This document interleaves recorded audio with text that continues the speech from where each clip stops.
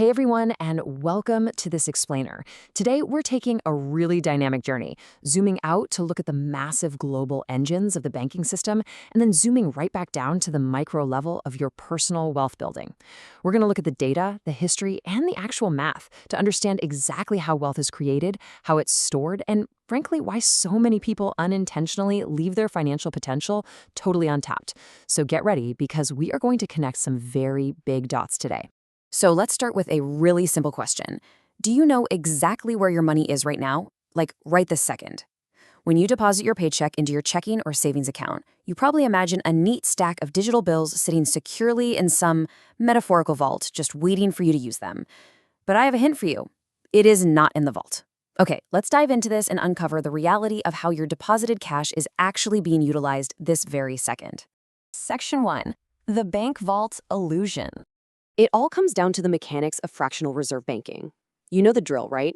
Banks take public deposits, hold a tiny fraction in liquid assets as a reserve, and just lend out the rest. But here's the wild part that completely catches people off guard.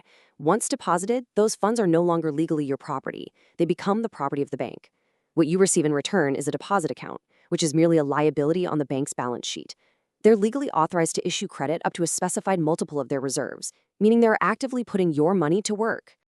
Now, if we trace this back to the 17th century, we actually see the origins of this massive engine of money creation. Back then, savers deposited gold and silver bullion with goldsmiths, receiving paper notes in exchange.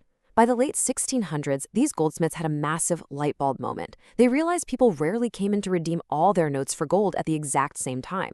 Seeing an opportunity, the goldsmiths transitioned from passive guardians of bullion to active lenders, issuing interest-bearing loans using the coin reserves. Of course, this carried the risk of bank runs if everyone demanded their gold at once. To mitigate that instability, the Swedish Riksbank was created in 1668, becoming the world's first central bank. And this brilliantly illustrates exactly how the money supply expands today. Imagine, let's just say customer X makes an initial deposit of $1,000. The bank is required to maintain, say, a 10% reserve. So they hold on to $100 and loan out the remaining $900 as a brand new asset. Because that original $1,000 is still sitting there in customer X's account, and another customer now has a loan of $900 to spend, the total money supply has just expanded from $1,000 to $1,900. The banking system is literally a continuous active engine of wealth and credit creation. Section 2. The behavioral bottleneck. So if the banks are constantly putting cash to work to generate returns, why aren't you doing the same with your savings? Well, data from the UK Financial Lives survey reveals a fascinating bottleneck regarding the propensity to invest, based on how much investable assets a household actually has. While lower wealth brackets naturally hold mostly cash, consider the higher net worth households. Even among households with £50,000 to £100,000, a whopping 35% hold everything in cash. And for those with over £250,000, a sizable portion still hoard their wealth in cash or hold mostly cash. They are completely trapped in a behavioral bottleneck, leaving massive potential returns on the table compared to global equities. Section 3. The literacy gap. You might assume trading fees are the barrier here, but actually, the real friction is systemic financial literacy. Today, commission-free trading platforms let you open an account with just $1 or £1. Now, what's really interesting about this slide is how clearly stock market participation maps against a simple 0 to 4 financial literacy score. For individuals holding high investable assets over £50,000, if they answered 0 questions correctly, only 21% participate in the stock market. But as their literacy score increases to a perfect 4 out of 4, stock participation absolutely skyrockets to 56%. The actual real-world cost of this literacy gap is just staggering. According to the data, even when a household has amassed over £250,000 in investable assets, if their financial literacy score is low, just a 0 or 1 out of 4, they still hold about 70% of their portfolio in cash. Compare that to households with the exact same wealth but high literacy who hold only 45% in cash. A lack of financial knowledge literally leaves households clinging to low-yield cash accounts, entirely missing out on the wealth-building power of the market. Section 4. The power of experience, learning by doing. Here's the good news, though. Literacy isn't just something you learn from reading a textbook. It grows significantly through hands-on experience. The data reveals a baseline literacy gap between demographics. For example, men average a score of 3.29 out of 4, while women average 2.80. But look at how experience completely changes the math here. At 10,000 pounds held entirely in cash, the gender literacy gap is stark. But as households take the leap and actually gain non-cash investment experience, that gap shrinks. By the time a household manages 250,000 pounds in investments, the informational disadvantage across gender and education nearly disappears. You learn by doing. Getting into the market actually makes you a smarter investor. Section 5. The Math of Wealth. Let's move to and see how this builds. Let's dive into the actual mathematical engines that reward active participation in the market.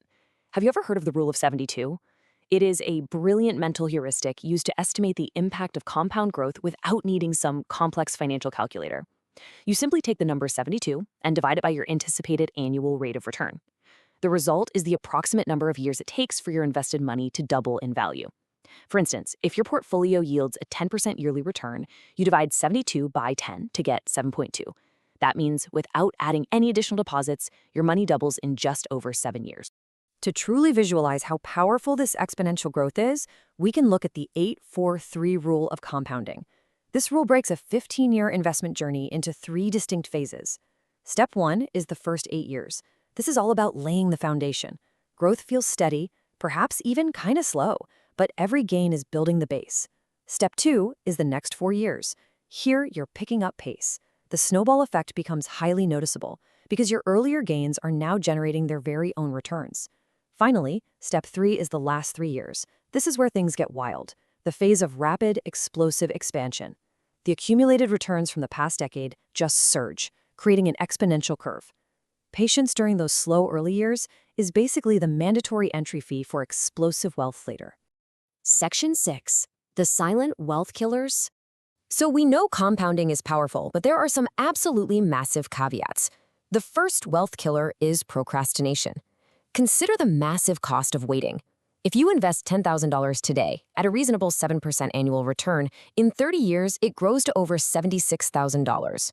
But let's say you decide to put it off. You keep it in cash and wait just 5 years to invest it. That delayed start means your final balance drops to under $54,000. By procrastinating for just 60 short months, you have permanently cost yourself over $22,000 in lost compounding potential. Time is the single most critical factor in investing. The second wealth killer is investment fees. They seem absolutely tiny on paper, but they silently erode your growth over decades. Let's look at the impact on a $1 million portfolio growing at 8% over 30 years. If you invest in low-cost funds with a 0.1% annual fee, you end up with almost $9.8 million. But if you pay a slightly higher fee of 0.5%, you end up with $8.75 million. So the crucial point is this. Contrasting these outcomes shows us that a seemingly insignificant 0.5% difference just silently stripped over $1 million from your total wealth. Every single dollar spent on fees is a dollar that can no longer compound for you. The banks already know exactly how to put cash to work. The math of compounding proves that patience and time yield explosive, exponential results. And the data clearly shows that the only way to build the financial literacy needed to succeed is to simply start doing it. The best time to start investing was yesterday. The second best time is right now. So I'll leave you with this final, provocative question to think about. As you log in to look at your accounts and your savings, what is your money doing today?